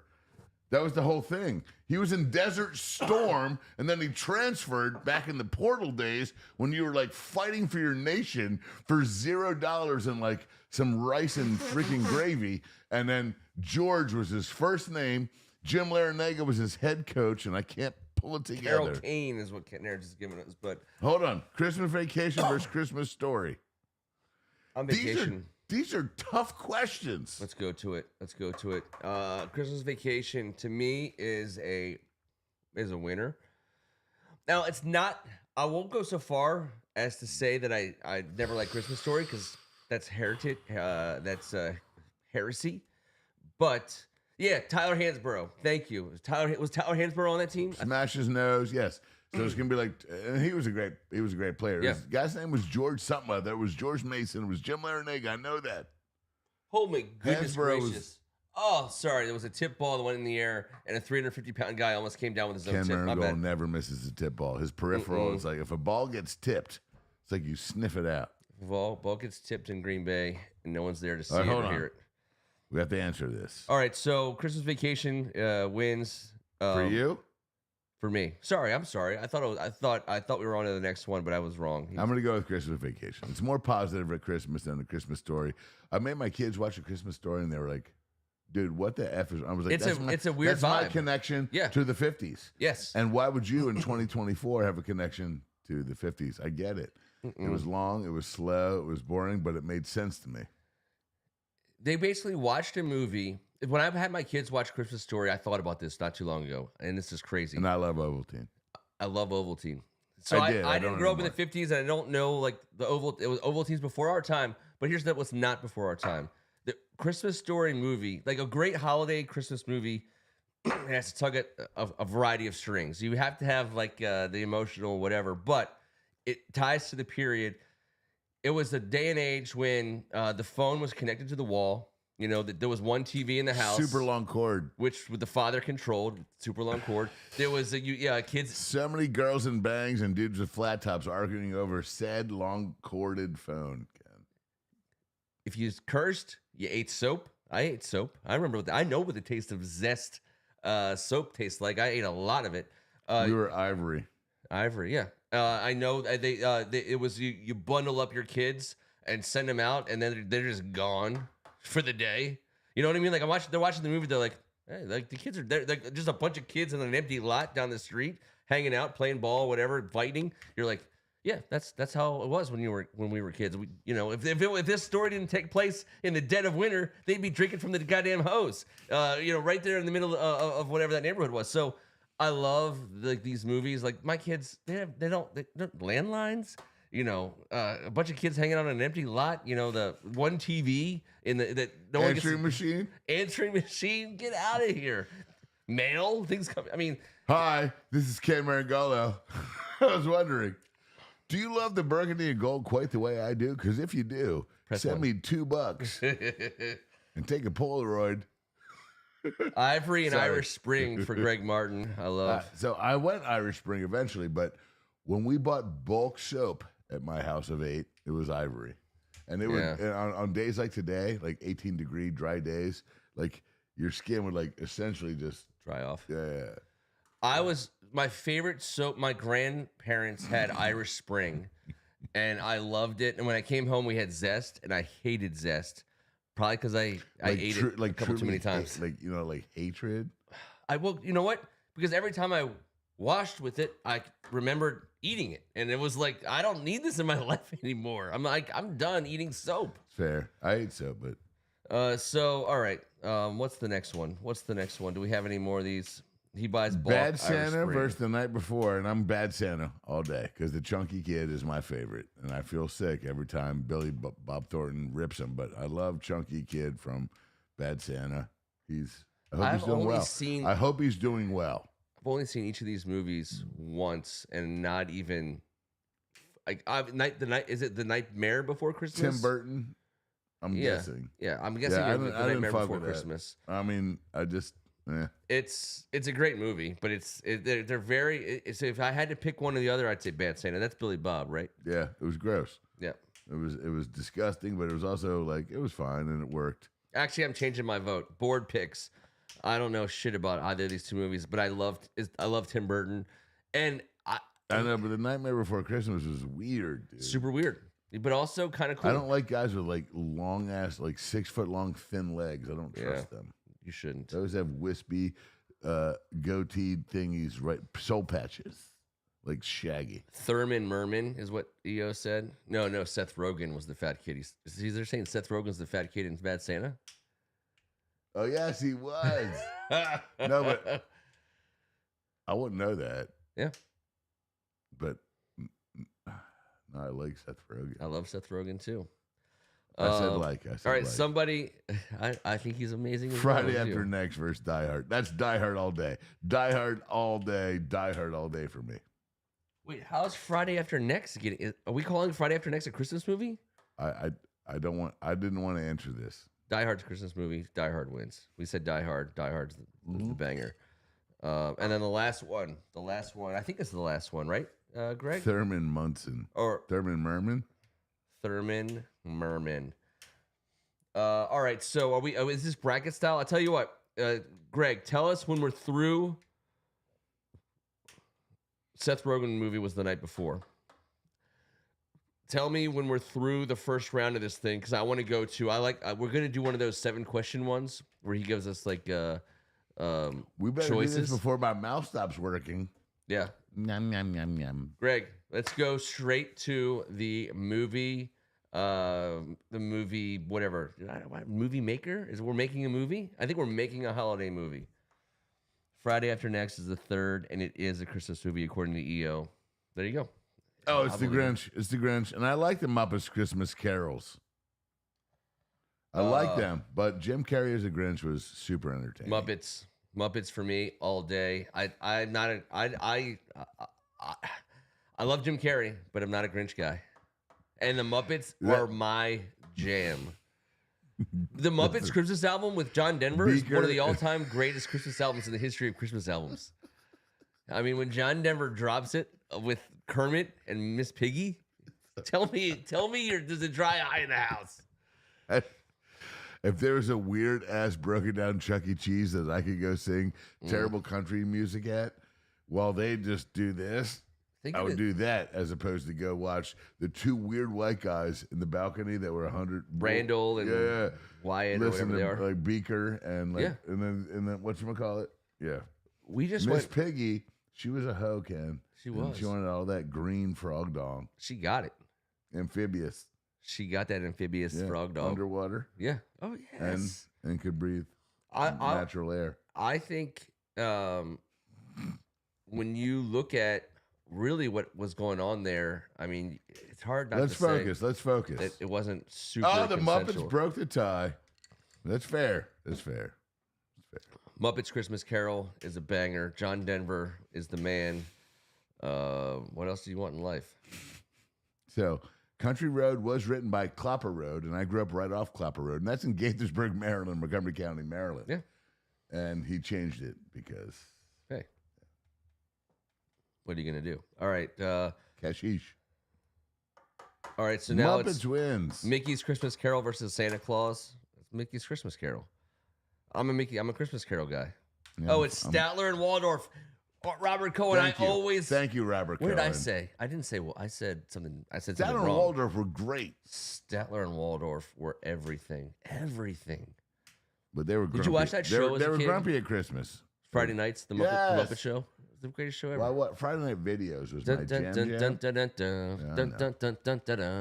It's time for Glory Hole receiving on the Muppet Show tonight. I never once ever watched that version. It's probably if you look back, you can probably see it the way I saw it. Where are we at? That was Stifler and Dungdorf or Dumbledore. Or I don't know how to say Dungdorf is right. Yeah, whatever. Of course. One of them dwarfs with them dongs. Statler and Waldorf. I always got to remember that. It's like Bartles and James. Let's switch, Greg. Let's do the switch. Let's do it. This is a transitional situation. Oh, Rob H. Love me some Rob H. Oliver Anthony cover of Country Roads. It's fantastic. That's what we shall do. That makes sense. What do we got here? For whatever reason, oh, by the way, just a quick Bill Murray wrap up. I was thinking about this. His best characters are typically there's a little darkness to that character. I know. It's so weird. But if you look at his movies, I know. Scrooge he was playing Dickens. He was playing Ebenezer Scrooge. I mean, that's one of the darkest. I mean, Charles Dickens is Charles Dickens. Love Bill Murray. Groundhog Day. I love him. Darkness. He killed himself. How many times did he kill himself in that movie? It's crazy. I'm trying to think.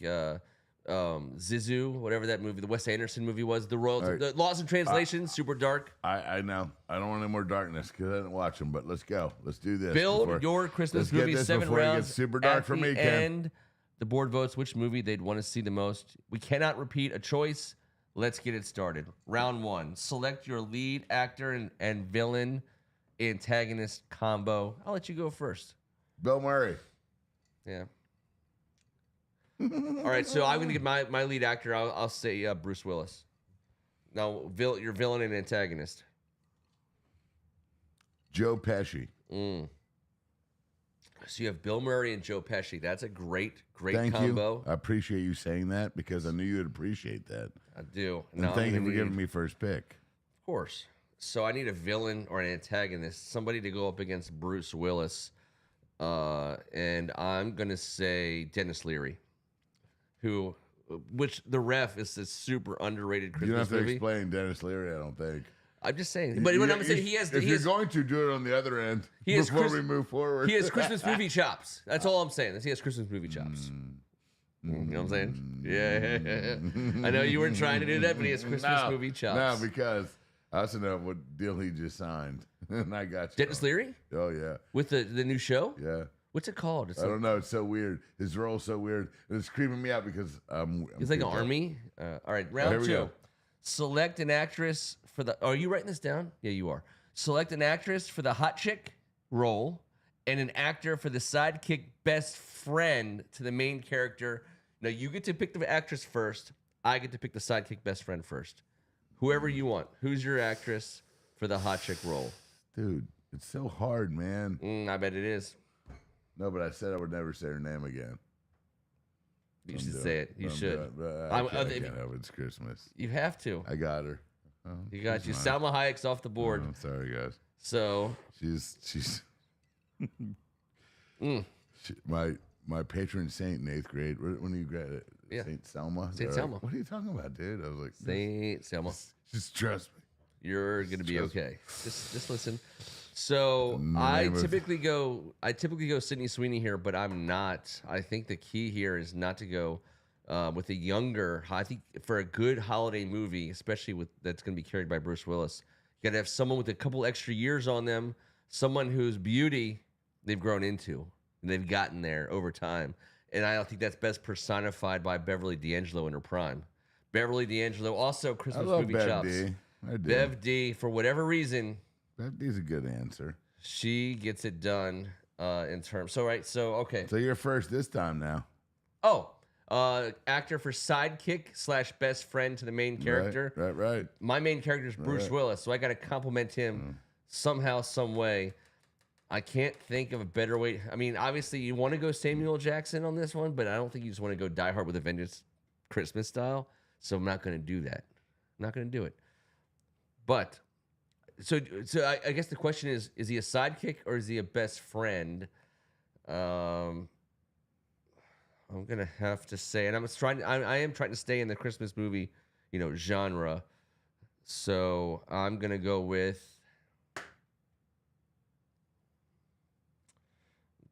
with Buddy the Elf, Will Ferrell. Will Ferrell is gonna be my best friend, sidekick, and I don't know what he's gonna do, but it's gonna be funny Okay. I feel the same and way. heartwarming. I'm going to steal what you just said about the guy that I'm picking, Uncle Buck. Oh, John Candy. Because Who's he the best friend of? Bill Murray. Best friend of Bill Murray. Were Bill Murray and John Candy in any movies together? That you No, can but think of? I do believe they did do Blow together Oh, in God. Chicago in the mid 80s. They were both part of Second City, I'm sure. It's just a guess. I'm Yeah. going out on a limb. Best John Candy movie? Summer Rental.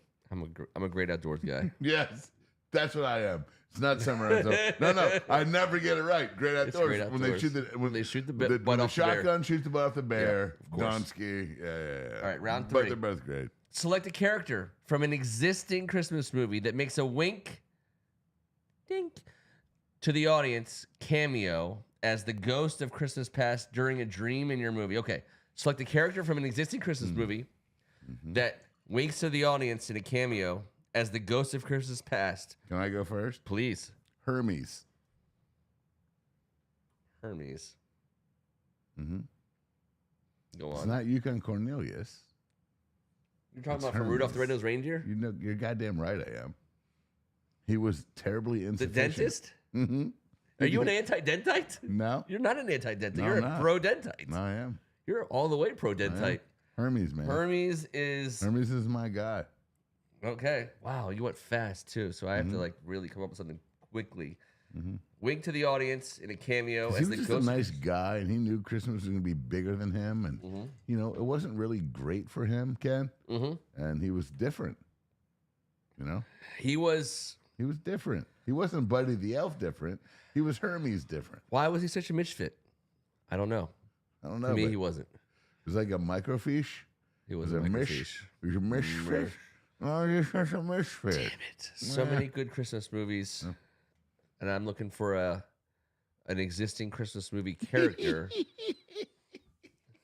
Wait, I just watched it with my family yesterday, and his which movie are you talking about? Oh, you're talking about Rudolph the Red-Nosed after Reindeer. one too many spirits of the season, my hair does the Hermes, and they've been calling me that for 2 days.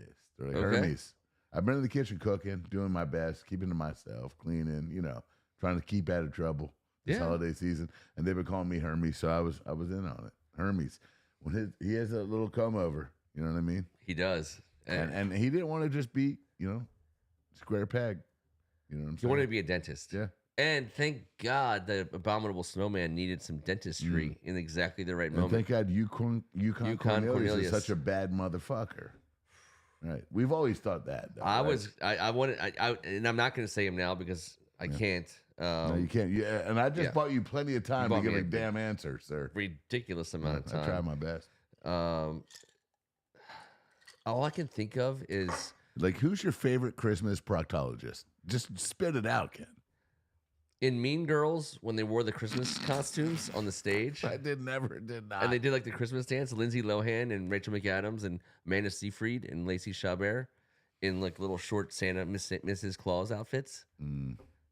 I would like that they would come back as a group and do some singing. When they came back, I would like them to bring some more curves with them. That would just be my own. But Lacey Chabert's got curves. She had great. She's curvy. Yeah, true. I mean, I respect her as an actress, obviously, but I mean, clearly she was curvy. Yeah. Sorry, I take back everything I said. All right, so it's more of a chorus scene with the Mean Girls. I don't even. What song did they sing? It was so scandalous. They're like, they were on stage. So you got the whole. So you went Mean. I go Mean Hermes. Girls. You went Mean Girls. Oh, Mean Girls. Not our best moment. Mean Girls. Not our best moment. Kevin McAllister was the clear answer, according to Greg. All right, where's round Fair. 4? Round four. Oh my! You're first on goodness. this one, Ken. Genre of your movie. All right, so just You're help me first. out. Who's in my movie so far?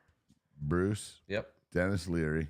Bruce Willis is my main character. Dennis Leary is his best friend. Bev D. No, Buddy's his best friend. Buddy the Office's best friend. Bev D is his wife, or the hot actress. Fine. Yep. And you have the whole Mean Girls squad. And the doing Mean your Girls shit. are coming in. So this is clearly, it's not a musical, but it's a musical adjacent because the Mean Girls are going to be singing throughout. So I'm going to have to go with Bruce and Bev and Buddy. Man, I'll tell you right now, this is going to be we're going to make this a horror movie. Okay. Horror. I'm going to steal your favorite genre and go rom-com quick. Yeah, go rom-com. Ken is a Salma. Salma's the greatest rom-com. Thanks, Hermes. I can't do rom-com with Mean Girls. It's a rom-com for me is over. Not enough curves. Not enough curves. You need curves for rom-com, and I've obviously dealt with that immediately. Because you don't expect Will Ferrell to be in a horror movie. Bruce Willis was in Sixth Sense, so he's got a little bit of But chops you don't have there. Will Ferrell. I do, Buddy the Elf. That's true, but that's Buddy. Well, I mean, but it's the actor. All right, round 5. Create a 1 or 2 sentence summary of the setting and plot of your movie. After you, sir. Got it. 1 to 2 sentences summarizing the setting and plot of your movie. North Pole with a beachside setting. You're friends with the seals. There's a polar bear stalking. Bill Murray as the polar bear. Selma Hayek as the seal. Salma Hayek is the seal? Like, interesting. Where's the rom-com situation? Well, Hermes. Hermes is like, Bill Murray has such a great personality. But we haven't even talked about the polar bear himself. If Hermes and Salma Hayek... Uncle Buck comes strutting on down here, and guess what? He's a vegetarian now. He's a vegetarian. All I'm He eats saying polar is, sprouts. if Hermes and Salma end up together at the end of this rom-com, you might have a winner. What do you mean? It was like BFFs? Because No. obviously Hermes is not showing up, is not winding up with Selma. It's either going to be Selma in my world winds up with the polar bear Or, polar bear. or Bill Murray. I think, you know what? Here's the deal. I think she sleeps with Hermes in the beginning of the movie and regrets it.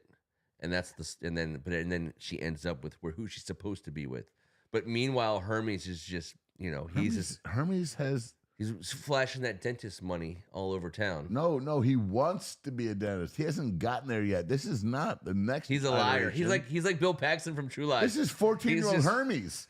Well, why are we not focusing on John Candy and Bill Murray here? true. And we're It's focusing true. on Hermes' terrible true. claymation haircut. It's true. All right, so I got to come All up right, with we're 1 or 2 focusing on Salma sentences, Hayek. summary of the setting and plot of your movie. Yeah, good luck, sir.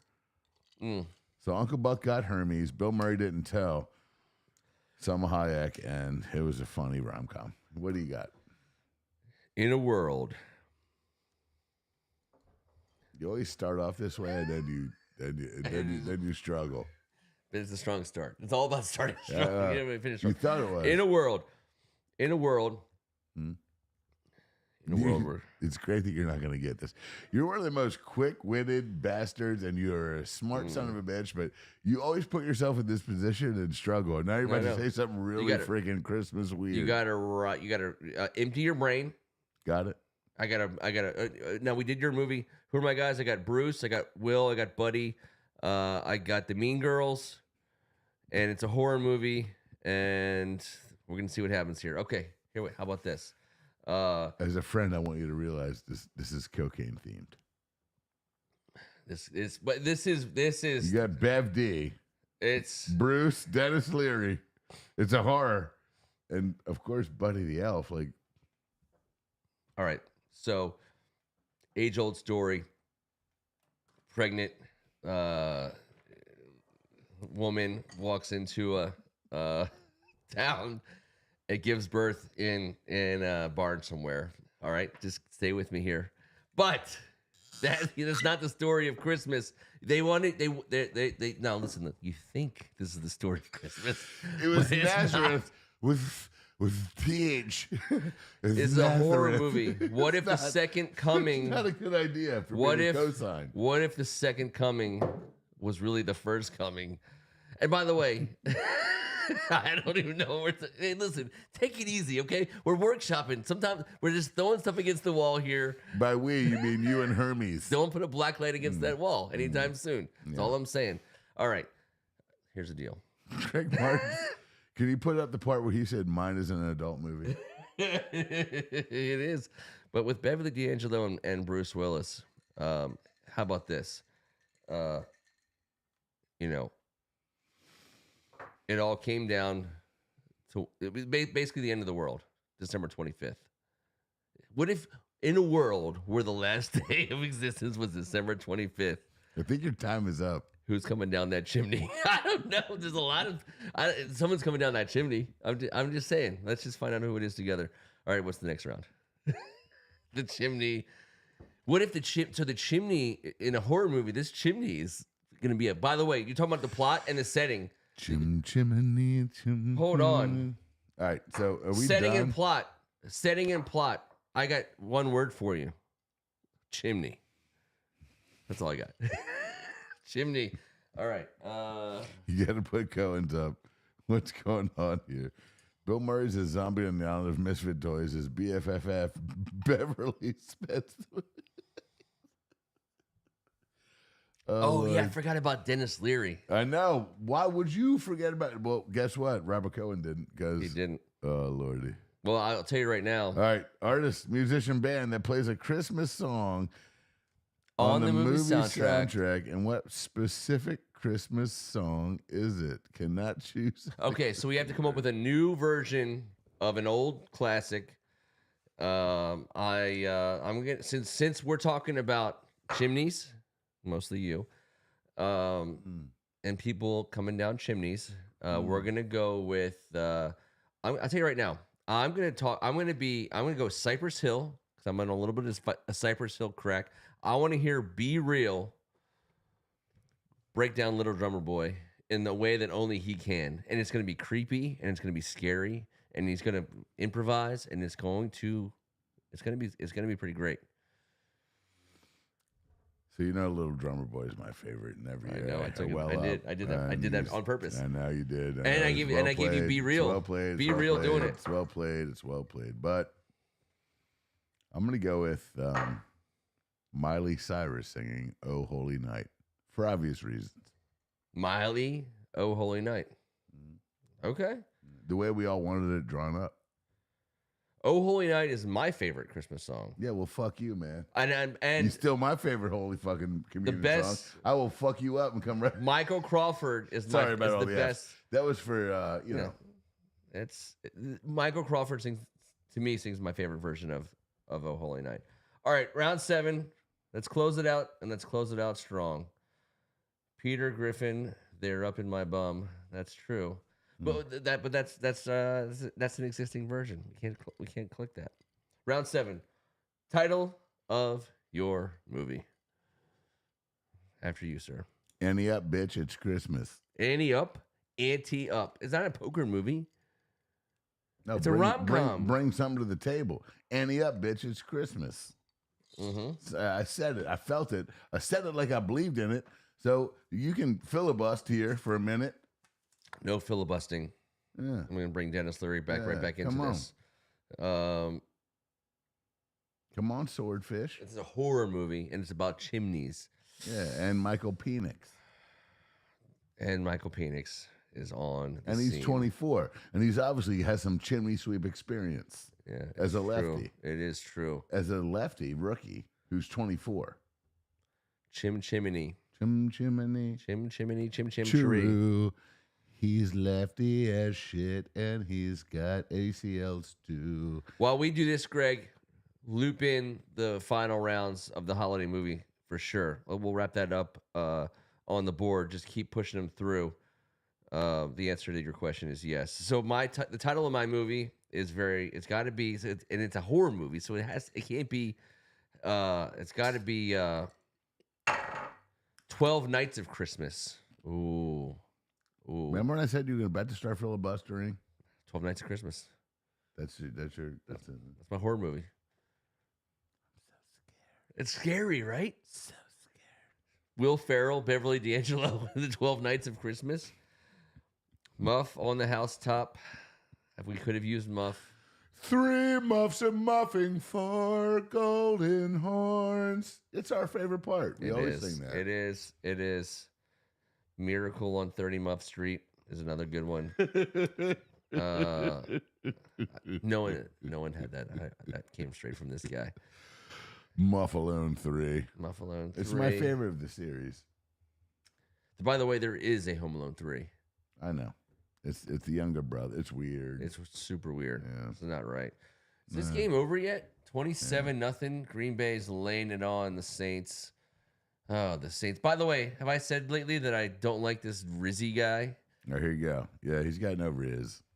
All right, what do we got? 34th Street versus White Christmas. White Christmas. White Christmas. Bye. Dreaming. Such a great movie. Rosemary Clooney. So good. Christmas, just like the one. When they come marching out in their uniforms, I mean, you've seen White Christmas, correct? Yes. Okay, making sure. What's next? But when Close Bing us out. Crosby sings,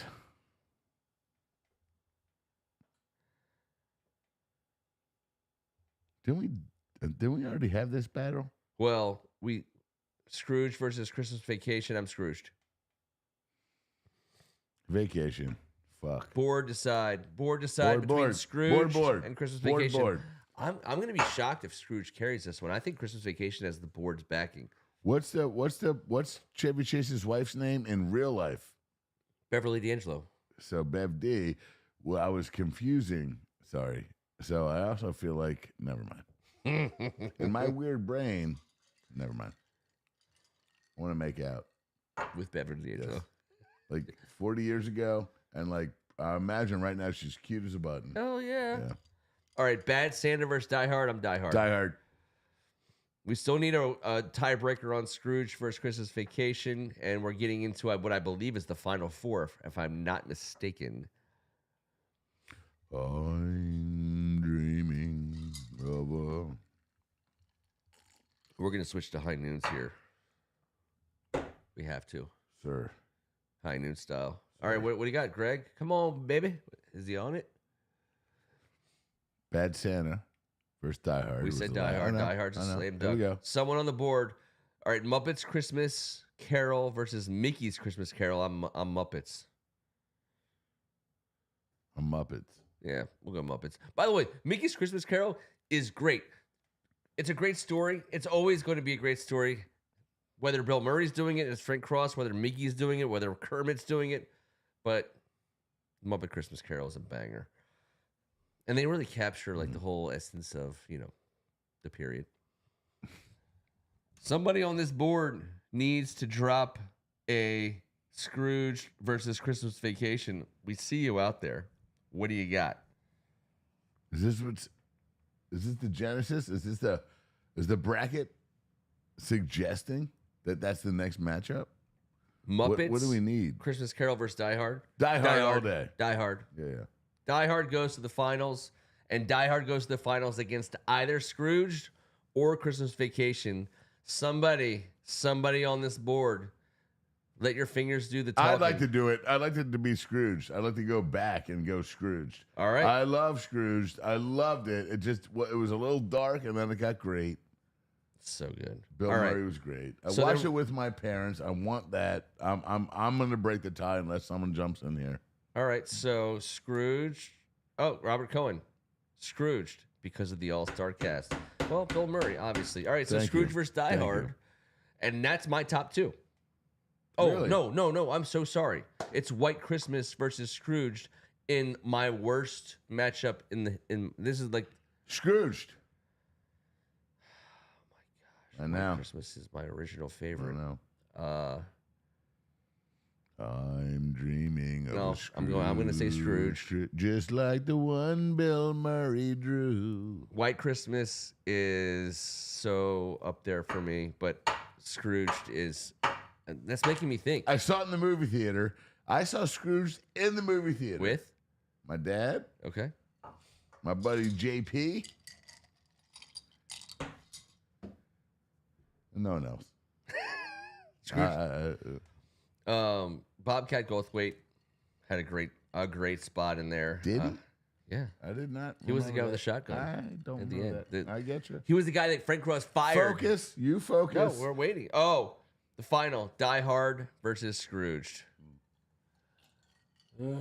It's Die Hard for me. It's It's Die not Hard. even. I don't have to wait. It's Die Hard. It's Die Hard. Die Hard's my number It's one. Die Hard. Die Hard is... Yakamori Plaza. Cut your toenails. Is that Die Hard too? Whatever it is. Curl your toes. Curl your toes. Bruce Willis. Make fists with your toes. Yep. And the carpet after traveling. Make I fists do with it your everywhere. toes. Bruce Willis. My parents love Moonlighting. Sybil Shepherd entered into my world because mom and dad loved this whole Yeah. game.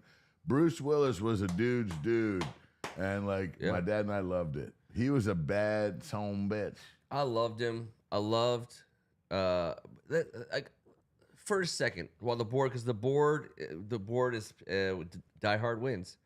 Die Hard wins. I get it. I know. Think about- you asked the question, sir. You brought this upon yourself, Greg Martin. That was pretty ambitious. Greg Martin, you did it again. Thank you, sir. What a great night of gamesmanship. And we have stayed online here. And by the way, For like an hour and a half. now because of the time zone change, geez, it seems like it's like half of Asia is watching. I have like 13 God's farts. sake. I can't hold in anymore. Konnichiwa. So many farts. To everybody who's still out there on the west side. We're going to be live here in this basement on Sunday night for the Falcons clinching game. We're going to put that out there. Goddamn game together, boys. Please spread the word. Let's go. If you're still Let's watching, have you're at it. hanging out with us at this point in time, you're in with us. Let's go. Don't act like you're not going to hang out with us for a Redskins playoff clinching win in this Jaden Daniels era of rom-com greatness. Don't tell me you can't put it on in the background and listen to what we got going on. Please comment. If you're typing it in a phone to a text chain, type it on the board and let's talk about this game. It's a big one. It's the biggest one we've had in quite some time. Made bigger by a win that we didn't think we were going to get against the Philadelphia Eagles at home in December. By the way, said it over and over again. Bad teams lose in December. Good teams win in December. And that doesn't mean Philadelphia is a bad team, but it means we might be a good team. We just won 3 back-to-back games in December. That's unreal. Since Super Bowl eras. It's unreal. Five quarterback touchdown passes. Mark Rippon 91. When they put that up on the broadcast, I thought it was pretty special. But I know this. I wish you a Merry Muffmas. I wish you a Merry Muffmas, you and We yours. wish you a Merry Muffmas. We wish you a Merry Muffmas. Transported back into the time of Dickens. And a happy Muff year. And that's the best we got. And we're gonna let's see. It's the best we got. E.O. Anderson's gonna take us out. Where are we at? Let's see here. Oh, there is. By the way, thanks again for my Spotify Wrapped EO bastard. Right. We're going to come back in... No, we're not. Yeah, there we go. We're going to come back here in, 6 days. We'll be here in the basement. For some real shit. For some actual football. We'll give you some play-by-play action. Robert Cohen will get you some color and commentary from folks who love watching the game on a weekly basis and who always do. He's Kevin Ricca. It was so much fun, man. Hey, Merry Muffmas to each and every one of you. We miss you, T. Hopefully we'll see you, if not Sunday, then Monday, when we're also back for this exact same show. Merry Christmas, everybody. We'll see you in a few days. Peace. Like, I had to pee for like 49 minutes and fart for like 63.